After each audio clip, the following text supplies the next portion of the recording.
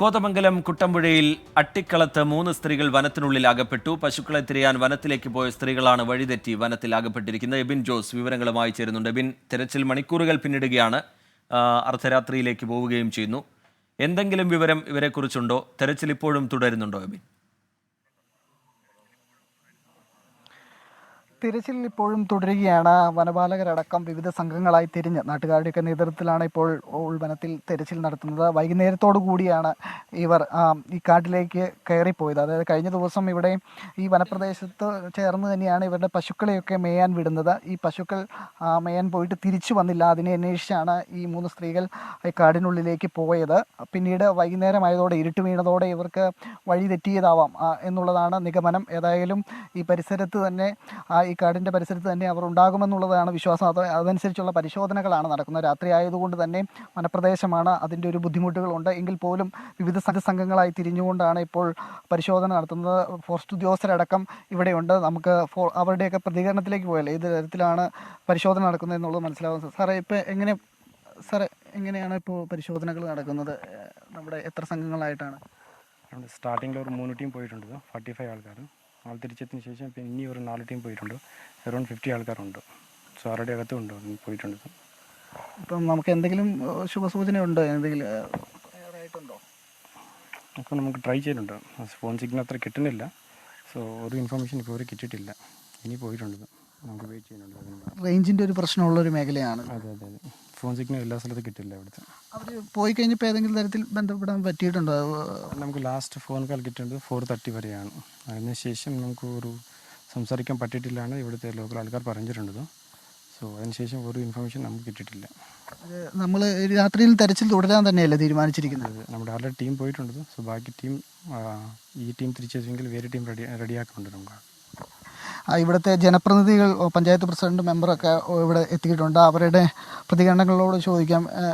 ഇവരെ ഏത് സമയത്താണ് പോയത്? നിങ്ങൾക്ക് ഒരു പകല് 1 മണിയോടുകൂടിയാണ് പോയത്. അപ്പം 4 മണി വരെ നമുക്ക് ഫോൺ കിട്ടിയിരുന്നു. അത് കഴിഞ്ഞ് പിന്നെ അവർ ഔട്ട് ഓഫ് കവറേജ് ആയിപ്പോയി. സാധാരണ ഇവർ ഈ പരിസരത്തൊക്കെ അല്ലേ പശുവിനെ മേയാനൊക്കെ വിടുന്നത്? അതെ, ഈ ഭാഗത്തൊക്കെയാണ് വിടാറുള്ളത്. ഒരു പശു കാണാതെ പോയപ്പം തിരഞ്ഞു പോയതാണ്. അപ്പം അങ്ങ് പോയി എന്നുള്ളൂ. പശു തിരിച്ചു വന്നു, അവർ പക്ഷേ അകത്തേക്ക് കയറി പോവുകയും ചെയ്തു. ജീവികളുടെ ശല്യമുള്ള ഒരു മേഖല തന്നെയാണല്ലോ. അതെ. ആനയുടെയൊക്കെ ശല്യം കൂടുതലാണ്. അതെ, എല്ലാ മൃഗങ്ങളുണ്ട്. ഇങ്ങനെ ഉണ്ടാവാറുണ്ടോ ഈ പശുക്കളൊക്കെ കാണാതാവുന്ന ഒരു? പശുവിനെ കാണാറുണ്ട്. താമസിച്ചൊക്കെ വരും. ഇവർ ഈ കാടിനുള്ളിലൊക്കെ പോയി പരിചയമുള്ള പരിചയമുള്ളവരാ. ഒരാൾ നല്ല പരിചയമുള്ള ആളാണ്, 2 പേരും ഇപ്പോൾ എത്ര പരിചയമുള്ളവരല്ല. സാധാരണ ഇരുട്ട് വീണത് കൊണ്ട് വഴി തെറ്റിയതാവും. പ്രയാസമുണ്ട്. അത് പകലും സംഭവിക്കാം. കാട്ടിൽ ഇതിനു മുമ്പ് വഴിതെറ്റി ചരിത്രമുണ്ട്. ഒരു 2-4-5 വർഷം മുമ്പ് ഒരു സ്ത്രീ പോയിട്ട് രാത്രി മുഴുവൻ പാറപ്പുറത്ത് നിന്ന് രാവിലെയാണ് ഇറങ്ങിപ്പോകുന്നത്. അപ്പോൾ അത് തന്നെയാണ് പറയുന്നത്. സാധാരണ കാട്ടിൽ കയറി കഴിഞ്ഞാൽ വഴിതെറ്റുന്ന ഒരു സാഹചര്യം ഉണ്ടാവും. അത് ഇരുട്ടോട് കൂടി ആണെങ്കിൽ കൂടുതൽ ബുദ്ധിമുട്ടുണ്ടാവും. ആ രീതിയിലാണ് ഇവർ പെട്ടിട്ടുണ്ടാവുക എന്നുള്ളതാണ് മനസ്സിലാക്കാൻ സാധിക്കുന്നത്. വൈകിട്ട് 4:30 ആ സമയത്ത് ഇവരെ ഫോണിൽ ബന്ധപ്പെടാൻ കഴിഞ്ഞിരുന്നു എന്ന് പറയുന്നു. ആ സമയത്ത് ലഭിച്ച മറുപടി എന്താണെന്ന് ആരെങ്കിലും വിശദീകരിക്കുന്നുണ്ടോ എബിൻ? അറിയിച്ചത് ആ സമയത്താണ് ഇവർക്ക് വഴിതെറ്റി എന്നുള്ള കാര്യം ഇവർ കൃത്യമായി പറയുന്നത്.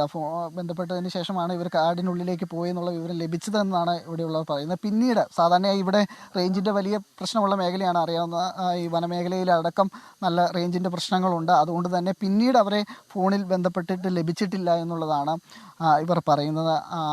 ഏതായാലും ഉൾക്കാട്ടിൽ പരിശോധനകൾ തുടരുകയാണ്. ഇന്ന് രാത്രി മുഴുവൻ പരിശോധന തുടരുമെന്നുള്ളതാണ് മനസ്സിലാക്കാൻ സാധിക്കുന്നത്. കാടറിയാവുന്നതും അതുപോലെ തന്നെ വനപാലകരടക്കം RRT സംഘം ഉൾപ്പെടെ പരിശോധന നടത്തി എത്രയും വേഗം അവരെ പുറത്തെത്തിക്കാൻ സാധിക്കുമെന്നുള്ള വിശ്വാസത്തിലാണ് നാട്ടുകാരും അതുപോലെ തന്നെ വനപാലകരും അടക്കമുള്ളത്.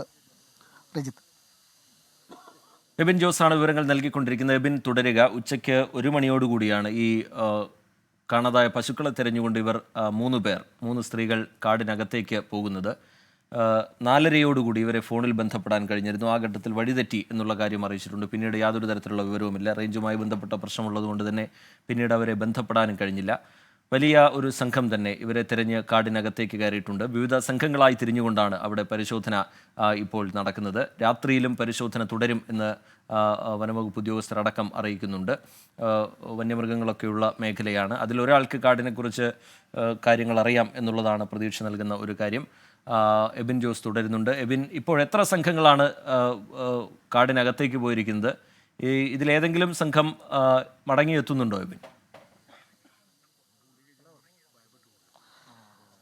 നിലവിൽ മടങ്ങി എത്തിയിട്ടില്ല. കാരണം സ്വാഭാവികമായിട്ടും ഈ മേഖലയിലടക്കം വലിയ കാട്ടാനശല്യമുള്ളൊരു പ്രദേശമാണ്. അതുകൊണ്ട് തന്നെ ഈ രീതിയെല്ലാം മറികടന്ന്, ഈ പ്രതിസന്ധികളെല്ലാം മറികടന്ന് വേണം ഈ പരിശോധന നടത്താൻ. രാത്രിയാണ് വെളിച്ചത്തിൻ്റെ സൗകര്യക്കുറവുണ്ട്. കാരണം കാടിനുള്ളിലേക്ക് പോയാൽ വലിയ ഇരുട്ട് ഉള്ള മേഖലയാണ്. അതുകൊണ്ട് തന്നെ ആ രീതിയിലൊക്കെ ഉള്ള പരിശോധനകളാണ് നടക്കുന്നത്.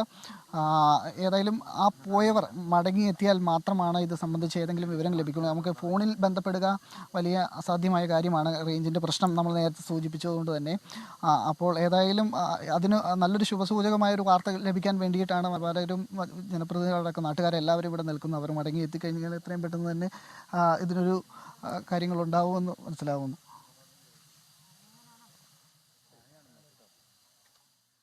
എബിൻ, ഈ നാളെ രാവിലെയോടുകൂടി തെരച്ചിലിൻ്റെ ഭാഗമാകാൻ, കൂടുതൽ പേരെ തെരച്ചിലിൻ്റെ ഭാഗമാക്കാനുള്ള ആലോചനയൊക്കെ ഈ ഘട്ടത്തിൽ നടക്കുന്നുണ്ടോ എബിൻ?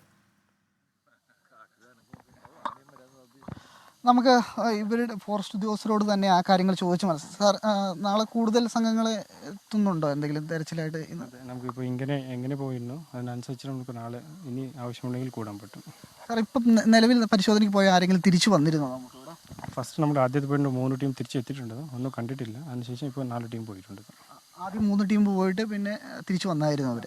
ഇപ്പം 4 ടീം പോയി. അതെ. റിജിത്ത്, അതാണ് പറയുന്നത്. ആദ്യം 3 ടീമുകൾ പോയിരുന്നു. അവർ പോയിട്ട് വലിയ തെരച്ചിൽ നടത്തിയിട്ട് കണ്ടെത്താൻ കഴിഞ്ഞില്ല. പിന്നീട് ഇപ്പോൾ 4 സംഘങ്ങളാണ് ഇപ്പോൾ കാട്ടിലേക്ക് പോയിരിക്കുന്നത്.